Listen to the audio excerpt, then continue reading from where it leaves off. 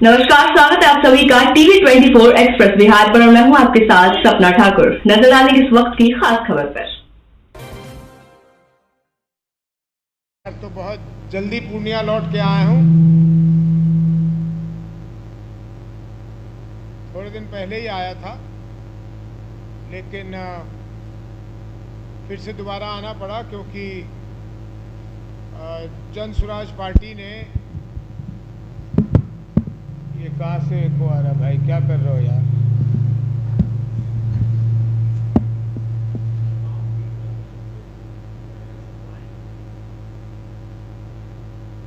क्या हुआ?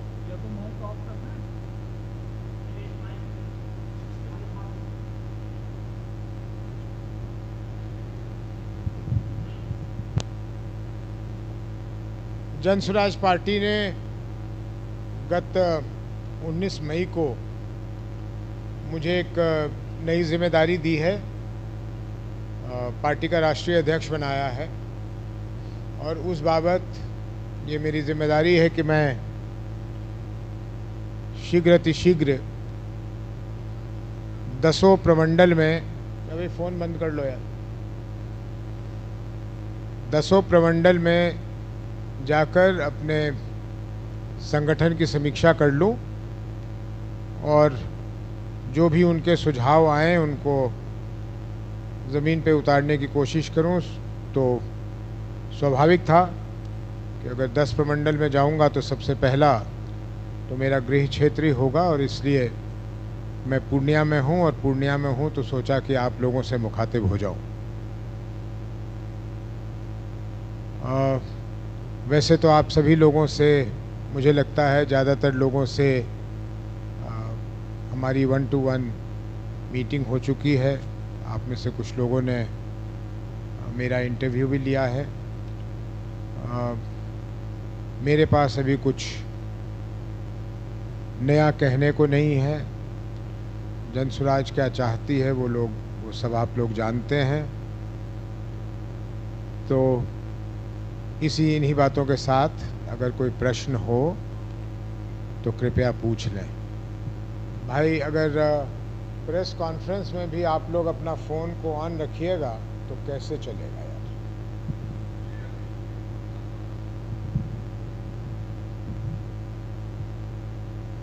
तेज प्रताप जी के प्रकरण पे मुझे बोलने की ना आवश्यकता है, न वो मेरे अधिकार क्षेत्र की बात है।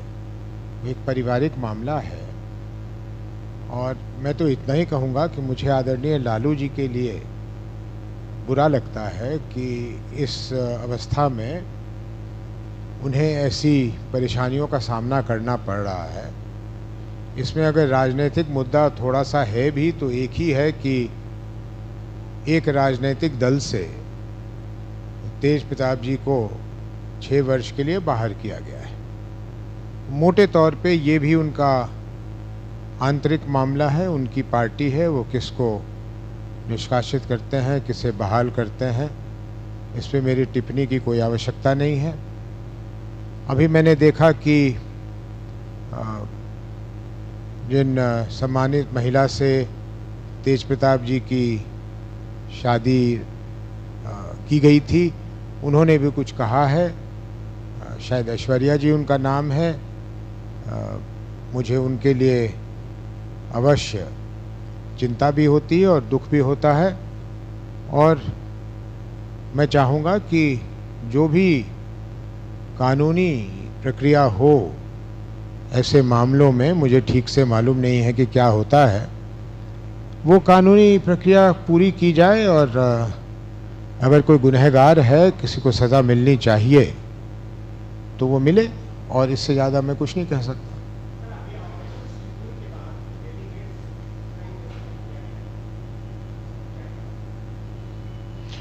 नहीं, ये तो साधारण सी चीज़ है। और कारगिल के बाद भी हमारे यहाँ से लोग गए थे। जब बम्बई पर वो कसाब ने और उसके इन आतंकवादियों ने हमला किया था, तो भी हमारे तरफ से सांसद गए थे, सभी दल के सांसद गए थे। इसमें कोई नई बात नहीं है। इस बार थोड़ी उसकी आकार बढ़ी है और कुछ अधिक देशों में जा रहे हैं, लेकिन अपने देश का पक्ष रखना बाहर जाकर ये अच्छी परंपरा है।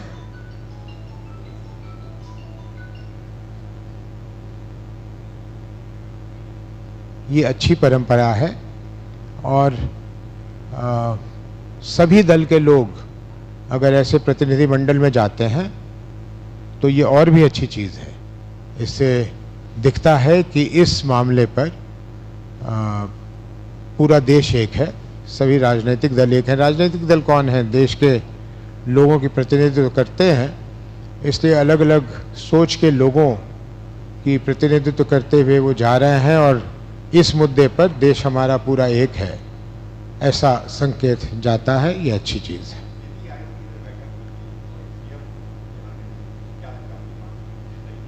नहीं, अब मैं ये कैसे कह सकता हूँ सीएम साहब की कोई और उस समय व्यस्तता हो या नहीं हो, इस पर मैं टिप्पणी नहीं कर सकता कि उनकी मानसिक स्थिति कैसी है। नहीं, लेकिन क्योंकि नीति आयोग की बैठक थी और बहुत कम होती है ये बैठकें, बहुत होनी चाहिए। पहले नेशनल डेवलपमेंट काउंसिल नाम की चीज़ हुआ करती थी, जिसकी बैठक अनिवार्य रूप से वर्ष में 4 बार होता था। जब प्लानिंग कमीशन था तो उसमें राज्यों की तरफ से और केंद्र की तरफ से पूरी तरह से चर्चा होती थी कि किस राज्य में क्या करना है। इसलिए नीति आयोग की बैठक एक बहुत अहम बैठक होती है और उसमें अधिकांश राज्य के मुख्यमंत्री बहुत बढ़ चढ़ के हिस्सा लेते हैं।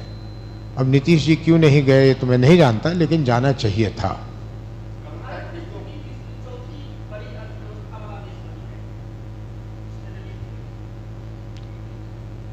आपको ये प्रश्न पूछना चाहिए या नहीं मुझे मालूम नहीं, क्योंकि आप अपने शहर में अगर उन वार्ड्स में चले जाएं जहां लोग मुश्किल से 2 समय का भोजन खा पा रहे हैं, तो आपको समझ में आएगा कि हम कितनी बड़ी अर्थव्यवस्था है। अर्थव्यवस्था को समझिए क्या होता है, और ये जो ढिढोरा पीट रहे हैं इसको समझिए क्या होता है। अगर मैं 1 रुपये खर्चने लायक हूं, हिंदुस्तान में हर व्यक्ति 1 रुपये खर्चने लायक है, तो हम दिन भर में 140 करोड़ रुपए खर्च देंगे। ठीक, क्योंकि हमारी जनसंख्या 140 करोड़ की है। अगर यही 1 रुपया इंग्लैंड के या जापान के या जर्मनी के या जिन भी लोग का ये कहते हैं कि वो खर्चेंगे, तो एक दिन में खर्चेंगे तो शायद 20 करोड़ रुपए खर्चेंगे, 30 करोड़ रुपए खर्चेंगे। तो हमारे लोग यहाँ ढिढोरा पीटने लग जाएंगे, देखो वो हम 140 करोड़ पे हैं, वो 20 करोड़ पे है। अगर इसकी कोई मापदंड है तो वो ये दंड है कि पर कैपिटा इनकम, हर व्यक्ति कितने पैसे कमा रहा है। तो हमारे देश की अगर तुलना की जाए तो वो तुलना बतलाने लायक भी नहीं है।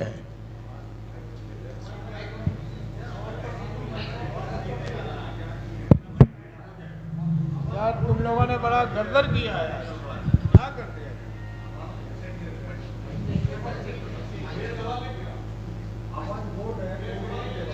जरूर लीजिए, मैं इनका उत्तर दे दूं। अगर यहाँ हर व्यक्ति की आय, वार्षिक आय ऐसी हो जाए जो वो एक सम्मानजनक जिंदगी जी पाए, और तब हम कहें कि हम 3रे नंबर, 5वें नंबर, पहले नंबर पर आ गए, तो गर्व की बात हो सकती है। ये एक जुमला है, इसका कोई बहुत ज़्यादा अर्थ नहीं।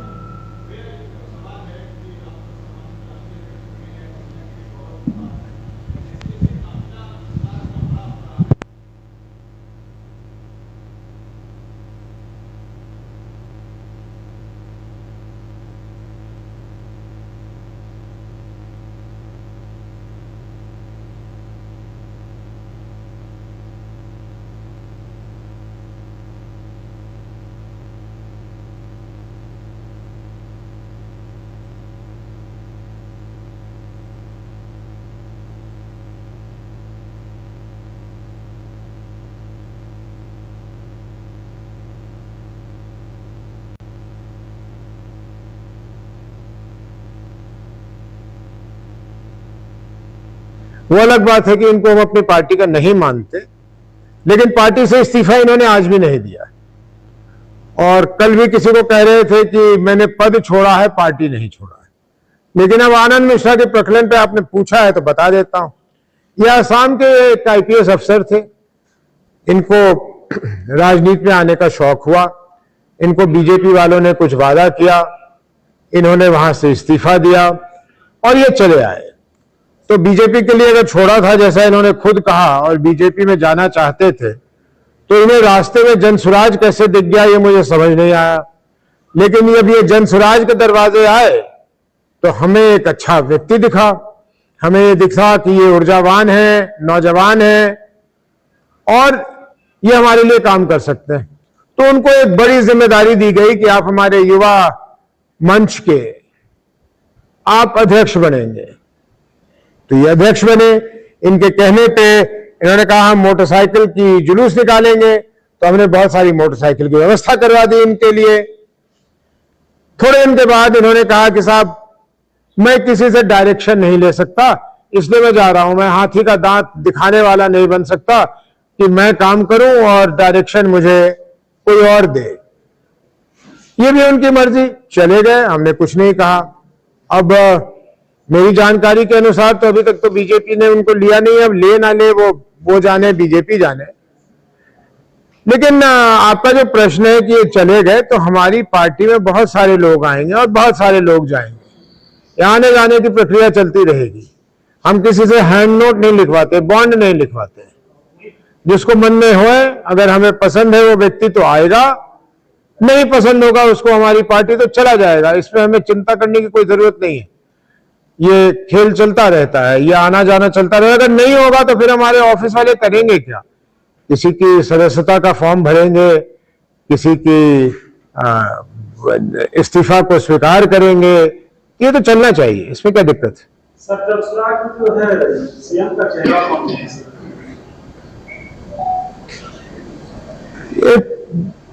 20-25 साल से हमारी राजनीति को नेताओं ने खराब कर दिया है। संविधान करते रहते हैं और फिर ऐसे सवाल पूछते रहते हैं। आप युवा पत्रकार हैं, जरूर जानते होंगे हमारा संविधान क्या कहता है। हमारा संविधान कहता है कि एक असेंबली या एक पार्लियामेंट बनेगा और उसमें जिस व्यक्ति को बहुमत मिलेगा वो हमारे देश का प्रधानमंत्री या मुख्यमंत्री बनेगा। तो क्या 2025 की असेंबली बन गई? नहीं बनी। 2025 की जब असेंबली बनेगी और ईश्वर की कृपा से और बिहार की जनता के आशीर्वाद से अगर जनसुराज को इतना बहुमत मिलेगा कि वो अपने मुख्यमंत्री का चुनाव करे, तो हमारे जो विधायक चुन के आएंगे वो अपना मत देंगे किसी न किसी के पक्ष में, और जिसके पक्ष में ज्यादा मत मिलेगी वो हमारा मुख्यमंत्री बनेगा। आप जो पूछना चाहते हैं उसका भी मैं उत्तर दे दूं, ताकि आप फिर ना दोबारा पूछना पड़े आपको। आप पूछेंगे कि प्रशांत किशोर का क्या होगा आज अगर मुख्यमंत्री बने तो क्या होगा? भाई जाहिर सी बात है कि जनसुराज अभियान और अब जनसुराज पार्टी के मशाल को लेकर दौड़ने वाले हमारे पत्रवाहक, सबसे पहचाने हुए चेहरा जनसुराज में अगर कोई है तो वो प्रशांत किशोर जी हैं। और अगर जनसुराज को आज ट्रैक्शन मिल रहा है या लोग जनसुराज की बातों में विश्वास कर रहे हैं, तो वो इसलिए कर रहे हैं कि जो वो प्रशांत किशोर जी के मुंह से सुन रहे हैं और उनको जो विश्वास हो रहा है। तो इस कारण अगर आज मुझे कोई पूछेगा कि किसको बनना चाहिए, तो मैं तो सीधा कह दूंगा कि प्रशांत किशोर जी को बनना चाहिए। लेकिन ये कहते हुए मैं इसमें कैविएट लगा दूं कि हमारे यहाँ बिल्कुल लोकतांत्रिक प्रक्रिया से काम होगा। जब हमारे विधायक चुन के आएंगे, जिसको वो कहेंगे वो मुख्यमंत्री बनेगा। सरकार बनाने में सहयोग देने की बात हुई तो एनडीए को करेंगे या? हम किसी को नहीं करेंगे। हम न सहयोग लेने न देने आए हैं। हम बिहार की जनता से सीधे संवाद करने आए हैं। बिहार की जनता को समझ में आएगा तो वो हमें यह मौका देगी। अगर हम कहीं चूक गए, अपनी बात को बिहार की जनता तक ठीक से नहीं पहुंचा पाए, तो वो जो कुछ हमारे लिए निर्णय करेगी हमें मान्य होगा। हमारा एक सवाल है सर, पूछिए। क्या जो नीतीश कुमार का नाम है वो तो जनसुराज में काम करते थे, आज जेडी प्रेसिडेंट की डायरेक्शन थी और मेरे मैं आपकी बात ठीक से सुन नहीं पा रहा हूं, आप जरूर आइए।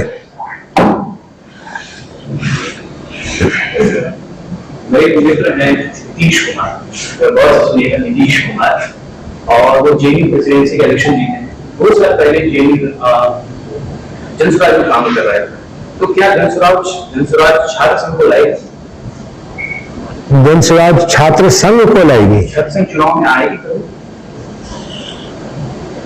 हमारे लिए वो अभी प्राथमिकता नहीं है, और हमारे लिए प्राथमिकता अभी जो बहुत निकट भविष्य में विधानसभा चुनाव है वो है जब हम पूरी तरह उस चुनाव के बाद हम पूरी तरह से और संगठित हो जाएंगे तो छात्रों की राजनीति तो हम जरूर करेंगे और उस समय छात्र संघ की भी चुनाव लड़ेंगे। एक सवाल है, जनसुराज जो है नीतीश जी जो बिहार के मुख्यमंत्री है उसको उनको किस रूप में ले रही है? कि आज भी कुछ वीडियो वायरल हुए हैं उनके, तो जनसुराज किस रूप में ले रही है? मेरे सवाल बहुत ठीक कर रहे हैं सर। ये दूरदर्शी हमारे मुख्यमंत्री लोगों शिक्षक नियुक्ति समारोह में पटना में शिक्षा विभाग के मुख्य सचिव ने उन्हें एक पौधा मुख्यमंत्री हो गया, तभी उनको उनके सर पे तो क्या पौधा संरक्षण का संदेश मुख्यमंत्री दे रहे हैं या फिर इसके कौन सा प्रोटोकॉल का इतिहास? आप भी मुझसे कहवाना चाहते हैं, मैं कभी नहीं कहूंगा। मैं ये कह सकता हूं कि नीतीश कुमार जी को के चश्मे पर वो एसी नॉन एसी की वजह से कभी कभी धुंध आ जाता है, तो उनके हाथ में वो गमला दिया गया हो, उन्होंने उसको मुकुट समझ लिया हो कि मुझे मुकुट दिया गया है समझाने के लिए, पहनाने, उन्होंने मुकुट पहना दिया हो, इसलिए इस कोई बड़ी बात नहीं है, इसमें ऐसा होता रहता है जी। हम क्यों इस पे समय बर्बाद करें, क्यों आकलन करें, क्यों जाने कि किसको कितनी सीटें आ रही? हमें फुर्सत नहीं है 1 मिनट की भी, हम अपना काम करते हैं।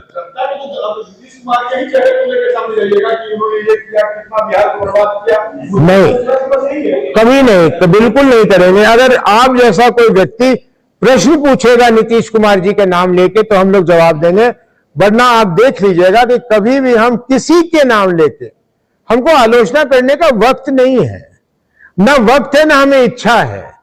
हम अपनी बात करेंगे, और अपनी बात जब कर रहे हो, मान लीजिए पलायन की बात करेंगे तो पलायन की वास्तु स्थिति पे तो बात करेंगे, और अगर वास्तु स्थिति पे बात करेंगे और उस संदर्भ में नीतीश जी या उनके सरकार की बात होगी तो होगी, नहीं तो कभी ये नहीं करेंगे कि नीतीश जी ने पलायन को क्या किया। हमको क्या मतलब है भाई, पलायन समस्या है, नीतीश जी समस्या नहीं है। नीतीश जी समस्या के जड़ में हो सकते हैं, लेकिन नीतीश जी समस्या नहीं है, पलायन समस्या है, शिक्षा समस्या है, स्वास्थ्य समस्या है।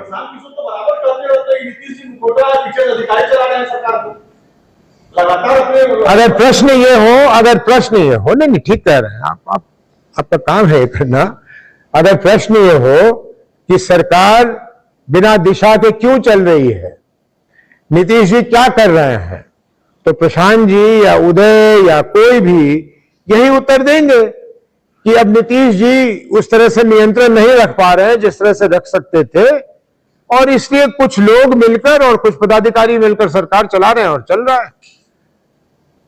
सर, माननीय प्रशांत किशोर जी कहते हैं कि जब हमारी सरकार बनेगी तो शराबबंदी को खत्म किया जाएगा, तो यही संदर्भ आता है। बिल्कुल, वो थोड़ी सी देर से कह रहे हैं, वो कह रहे हैं 1 घंटे में खत्म किया जाएगा, हमारी सरकार बनेगी तो मैं राष्ट्रीय अध्यक्ष के नाते कह सकता हूं कि 5 मिनट में खत्म किया जाएगा। क्योंकि शराबबंदी तो की नहीं, आप सब जानते हैं। अरे इस बार तो मैं पटना में था तो मुझे किसी ने कहा कि साहब अगर शराब चाहिए तो मुख्यमंत्री के आवास से मिल जाएगा। मैं कहा क्या बोल रहे हो? तो हाँ, मैं मुख्यमंत्री के आवास पर से मंगवा देता हूं, आपको शराब पिएंगे? मेरा दिमाग खराब मेरा, मुझे आदत नहीं है इसलिए मुझे जरूरत नहीं पड़ी, लेकिन आप आएंगे, आपकी अगर मुझे स्वागत करनी पड़े तो मंगवा दूंगा। नहीं, किसी बहुत भरोसेमंद आदमी ने कहा था कि वहां भी मिलता है। तो लेकिन इसकी वजह से कितनी नुकसान हुए। अरे तुमने बड़ा अच्छा सवाल पूछा भाई। आज मैं चला गया कल्याण हॉस्टल, ये जो अंबेडकर जी के नाम पे हॉस्टल है, वहां लोगों से बात कर रहा था, बच्चों से बात कर रहा था। एक बच्चे ने बताया कि उनकी छात्रवृत्ति बंद हो गई है। 2016 से उन्हें कुछ टेक्निकल पढ़ाई के लिए कुछ स्कॉलरशिप मिला करता था, 2016 से वो बंद हो गई। आप लोग इसके बारे में कुछ लिखिए, बनाइए, जो प्रिंट मीडिया वाले हैं कुछ लिखिए, भैया अरुण जी कुछ लिखिए। तो उन्होंने कहा कि हमने सरकार से पूछा कि भाई ये क्यों बंद कर दिया गया है। तो जैसा उसने बताया, और शायद लिखित में है या पता नहीं कैसे है, उस बच्चे ने बताया कि सरकार से उनको जवाब मिला कि 2015 में क्योंकि शराब बंदी हो गई थी, इसलिए सरकार के पास पैसा नहीं है वो छात्रवृत्ति देने के लिए। अब आप सोचिए, कहीं कोई तुक बना इसका कि शराब आप बंद करें, राजस्व की आपको कमी हो, और इसका भुक्तभोगी कौन हो? वो तबका जिस तबके के नाम पे पार्लियामेंट से लेकर असेंबली तक राजनीति हो रही है। मैं इतना विचलित हुआ उनकी पढ़ाई लिखाई। एक लड़के से, मैं बहुत लड़कों से बात कर रहा था, बहुत देर था मैं वहां, 1.5-2 घंटे था। मैं कहा बेटा क्या नाम? तो उस नाम बताया अपना, सरोज, कहां के हो, क्या नहीं हो। वो लड़का कहता है कि सर मैं एरोनॉटिकल इंजीनियर बनना चाहता था। मैं जरा ऐसे हुआ, एरोनॉटिकल इंजीनियर बनना चाहते थे बेटा? तो जी। मैं कहा फिर? कहता अर्थ के अभाव में नहीं बनाऊं। मतलब जिस सहज रूप से उसने सच्चाई को ग्रहण किया है, वो एक केस हिस्ट्री बन सकती है कि उस बच्चे ने अपने जन्म से ही ये देखा होगा कि हम उस तबके के हैं कि हमारे पास ये नहीं मिलेगा और हमें कोई सहायता नहीं करेगा। तो उसने बिल्कुल सहज रूप से, बिना किसी ड्रामा के, उसे कह दिया कि अर्थ की व्यवस्था नहीं हो पाई तो नहीं किया। एक ने कहा कि हमारे लिए जो क्रेडिट कार्ड है वो 4 लाख रुपए की है, कि 4 लाख रुपए की पढ़ाई के लिए हमारे पास क्रेडिट कार्ड है, लेकिन जो भी पढ़ाई करने जाते हैं उसमें 5 लाख, 5.5 लाख, 6 लाख रुपए खर्च होता है। इसलिए वो 4 लाख रुपए भी मेरे लिए बेकार है, मुझे तो एडमिशन मिलेगा नहीं कहीं। एक ने कहा कि मैं पढ़ता हूं, पढ़ाता हूं, और फिर जो मैं ऑनलाइन पढ़ाई करता हूं उसमें मुझे पुस्तक में और ऑनलाइन ट्यूशन में, पुस्तक में तो एक बार करीब 3-4 हजार रुपए खर्च हो जाते हैं, और ऑनलाइन में करीब मुझे 20-2500 रुपए हर महीने खर्च हो जाते हैं। बड़ी मुसीबत होती है। तो मैंने जो वो उनका लीडर नहीं, लेकिन जो सबसे ज्यादा प्रखर रूप से बोल रहा था, मैंने उससे पूछा कि यहां कंप्यूटर नहीं है? क्योंकि सीसीटीवी लगा हुआ था और सिक्योरिटी के इससे, और उसके बगल में इंटरनेट का मॉडेम लगा हुआ था। मैं कहा तुम्हारे पास कंप्यूटर नहीं है? कहता नहीं। फिर मैंने एक प्रश्न पूछ लिया, जितने लोग आप बैठे हैं आपसे दुगने तादाद में वो बैठे थे। मैं कहा एआई कितने लोग जानते हैं? एआई के बारे में कितने लोगों ने सुना है? मुझे नहीं लगता कि कोई हाथ नीचे रहा होगा। मैं कहा एआई का नाम ही सुना है या एआई जानते हो? तो एक गूंज सी आई, एआई जानते हैं। मैं कहा तुम एआई जानते हो, तुम पढ़ना लिखना ऑब्वियसली जानते हो क्योंकि तुम यहां पढ़ रहे हो। कोई बीबीएम स्कूल में पढ़ रहा है, कोई कहीं पढ़ रहा है, कोई कहीं पढ़ रहा है। तो तुम्हारे पास कंप्यूटर क्यों नहीं है? तो कहते हमें क्या पता कंप्यूटर क्यों है, कई बारी लिख के बोला है, कई बारी मांगा है, कोई देता ही नहीं। तो मैं वहां, मुझे बहुत खुशी है आप लोगों के माध्यम से बताने के लिए, मैं वहां 6 कंप्यूटर दे आया हूं, और नहीं, और 3 प्रिंटर दे आया हूं, और हिदायत भी दे के आया हूं कि मैं जितनी जल्दी देता हूं उतनी जल्दी ले भी लेता हूं। अगर उसमें कोई, उस कंप्यूटर के माध्यम से कोई गलत काम मैंने सुन लिया, कोई वैसी चीज देखी जा रही है जो नहीं देखनी चाहिए, तो वो गायब हो जाएगा कंप्यूटर वहां से। तो उन्होंने वादा किया कि नहीं हम ऐसा कुछ नहीं करेंगे। तो मैंने कहा एक कमेटी बनाओ। मैंने कह दिया अपने दिल्ली ऑफिस में कि आप 6 कंप्यूटर भेज दें, और मेरे ख्याल परसों तरसों तक वो कंप्यूटर आ जाएगा। फिर मैं उनको एक इंस्ट्रक्टर भी दूंगा कुछ दिनों के लिए, 1-1.5 महीने के लिए, जो उनको ऑनलाइन क्लास कैसे होता है, कैसे सीख सकते हैं वो बताए। और फिर मैं कह के आया हूं कि समय बांध दीजिए, किसको 2 घंटे, किसको 1 घंटा, किसको हफ्ते में 2 दिन, किसको 3 दिन, ताकि उस 6 कंप्यूटर के माध्यम से, और कंप्यूटरों की क्या कमी है, उनको वो अगर अच्छे तरह से यूज कर ले तो वो 6 का 60 हो जाएगा, वो कोई दिक्कत नहीं है।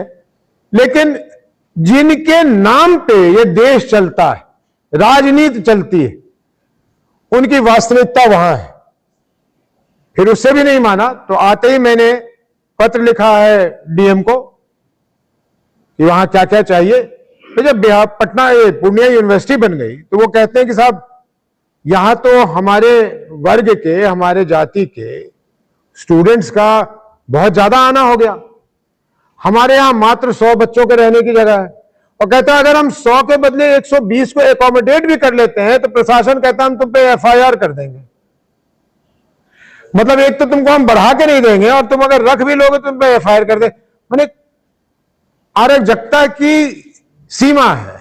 तो मैंने उनको भी लिख के दिया है। एक पत्र मैंने माननीय सांसद को लिख के भेजा है कि वो तुरंत अपने फंड से यहां पैसे दें और यहां जो जरूरत है कि चीजें हैं वो पूरा करें। और मैंने एक महापौर को चिट्ठी लिखी है कि वो वहां सफाई की व्यवस्था और स्ट्रीट लाइट वगैरह लगाने की व्यवस्था करें। तो इतने काम मैं वहां से करके आऊं। लेकिन मैं ये बता रहा हूं आपको कि हम लोगों के कथनी और करनी में कितना अंतर है। जिसके नाम पे ये सारी राजनीति हो रही है, कोई कॉन्स्टिट्यूशन की किताब लिए जेब में फिर रहे हैं, कोई जय भीम के नारे लगा रहे हैं, कोई पार्लियामेंट तोड़ रहे हैं, कोई असेंबली तोड़ रहे हैं, कोई जुलूस निकाल रहे हैं, जहां उनके बच्चे पढ़ रहे हैं उसको देखने वाला नहीं है। तो मैं आप लोगों से भी आग्रह करता हूं कि थोड़ा आप लोग भी इस बात को सीरियसली लीजिए और आप लोग भी इस पर ध्यान लगाइए। तेजस्वी ने, तेज प्रताप ने क्या किया ये प्रासंगिक नहीं है। देश को आगे बढ़ाना है तो तेज प्रताप आएंगे जाएंगे चले जाएंगे, हम लोग भी चले जाएंगे। वहां क्या हो रहा है उस पर देखिए थोड़ा, आप मीडिया वालों आप लोग वहां थोड़ा ध्यान दीजिए कि ये क्या हो रहा है। और अगर जनसुराज आएगी, अगर बिहार के लोगों ने जनसुराज को यह अवसर दिया तो 5 वर्ष के बाद जो आज मैं दृश्य देख के आया हूं कल्याण हॉस्टल में, ये नहीं होगा। आज की दृश्य अगर उस समय में होती जब मैं सांसद था तो ये दृश्य नहीं होती।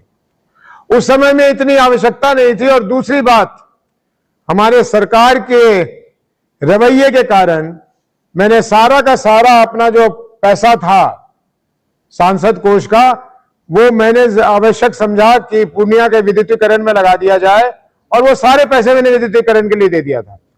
लेकिन अगर आज ये परिस्थिति होती कि उनको 500 लोगों का आवास बनाना था और सरकार नहीं बना रही थी तो मैं बनवा कर देता। और इसी उम्मीद से मैंने अपने माननीय सांसद को पत्र लिखा है कि वो इस चीज को करें, आवश्यक है। और कोई प्रश्न? शराबबंदी की बात हो रही थी तो नीतीश कुमार जी को ज्यादातर वोट महिलाओं से मिलता है और महिला वोट जब से शराबबंदी हुई है तब से महिला का वोट भी बढ़ गया है उनके लिए। तो अगर आप दोबारा से शराब खुलवा देंगे तो आपका तो हो सकता है कि महिला का के वोट का नुकसान हो जाए आपको। हम वोट की राजनीति नहीं करते, हम प्रैक्टिकल राजनीति करते हैं। शराबबंदी तो हुई नहीं, तो जिन महिलाओं की आप बात कर रहे हैं उन महिला के पति, बच्चे सभी पी रहे हैं, ये महिला भी देख रही है। तो ये किसी का कहना और ये नीतीश जी का कहना कि महिलाएं बहुत खुश हैं, उसी महिला के परिवार के सदस्य पी रहे हैं ना। कोई वो महिला के परिवार के सदस्य सिलीगुड़ी तो नहीं भाग जाते सब पीने के लिए, वो भी तो वैसी गांव में पी रहे हैं और महिला देख रही है। और महिला के साथ अगर उत्पीड़न या अत्याचार पहले वो करते थे तो अब भी कर रहे हैं, अब शायद ज्यादा कर रहे हैं क्योंकि 100 रुपए की चीज वो 500 रुपए में खरीद रहे हैं। पहली बात। दूसरी बात, नशीली पदार्थ, लोगों को पता था कि नशीली पदार्थ होती है, लेकिन बिहार में इस तरह से नशीली पदार्थ नहीं फैली हुई थी। शराबबंदी की वजह से बहुत सारे लोगों ने ये स्मैक वगैरह का सेवन शुरू किया है जो उनको सस्ता पड़ता है। ये तो हमारी नस्लें बर्बाद कर रही है। एक फिल्म बनी थी उड़ता पंजाब, अभी उड़ता बिहार कब बनेगा? कोई डायरेक्टर का नींद खुलेगा तो आके बनाएगा वो उड़ता बिहार, क्योंकि जमीन तैयार है। उड़ता पंजाब के तर्ज पे उड़ता बिहार बन सकता है, किसी भी समय बन सकता है। और तीसरी बात, जब हम कहते हैं कथित रूप से कि हम गरीब राज्य हैं, जो नहीं है, लेकिन कहते हैं क्योंकि इसलिए नहीं है क्योंकि ये जो समारोह होते हैं प्रधानमंत्री के और मुख्यमंत्री के और फलाने मंत्री के, इसमें तो सैकड़ों करोड़ रुपए ऐसे उड़ा दिए जाते हैं जैसे पता नहीं किसके दादाजी के यहां से आया है। तो कमी तो पैसों की नहीं है, लेकिन चलिए मान लेते हैं कमी है पैसों की। तो ये शराब की राजस्व, जो आज भी वो राजस्व माफिया और पुलिस वालों के और पदाधिकारियों की जेब में जा रहा है, वो हमारे राज्य के राजस्व में आएगा। उससे हम कल्याण हॉस्टल जैसे जगहों का जीर्णोद्धार कर सकते हैं, उसे बढ़ा सकते हैं। इसे शराब बंद होने का कोई तुक नहीं है। अगर है तो कहिए नीतीश जी को, या वो बहुत सीनियर है, नीतीश जी के किसी मंत्री को कहिए कि आके बहस कर लें कि शराबबंदी का एक लाभ गिना दें। अगर मैंने उनका जवाब नहीं दिया तो मैं भी उनके साथ लग जाऊंगा कि शराबबंदी होनी चाहिए। ये बेकार की चीज है। शताब्दी आला जो लोग गए हुए थे अभी बिहार बदलाव यात्रा के दौरान, उन्होंने कहा साहब शताब्दी आला के जाने के समय में रोड के उस तरफ यूपी और रोड के इस तरफ बिहार। उन्होंने कहा कि जितने हमारे साथ गए थे उसमें से बहुत सारे लोग रोड के उधर जाकर शराब पी रहे थे, शराब पीकर वो इधर चले आएंगे। कहां पे शराब बंद हो गया, कहां बंद हो गया? ये क्या मिथ्या है? कोई शराब बंद नहीं हुआ है। आपको कल्याण क्षेत्रावत सूचना नहीं जाता है। नहीं, मैं चाहता भी नहीं था कि आप लोग जाए। मैं कोई चिट्ठी लड़का दिखाया है कि जो पत्र मिला है सरकार से, बोला है। वो चिट्ठी नहीं दिखाया, बोला है, उसने कहा कि लिखित में आया था जवाब।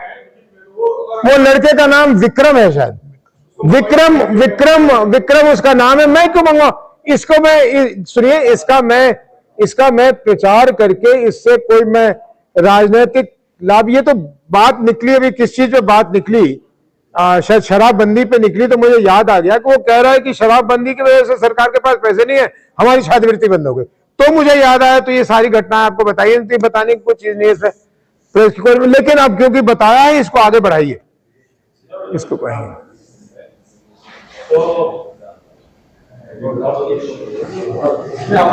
ऐसे कैसे हो सकता है? ऐसे नहीं हो सकता। और देखिए जो सबके गुरु हैं पीछे चले गए। सर मेरा एक वीडियो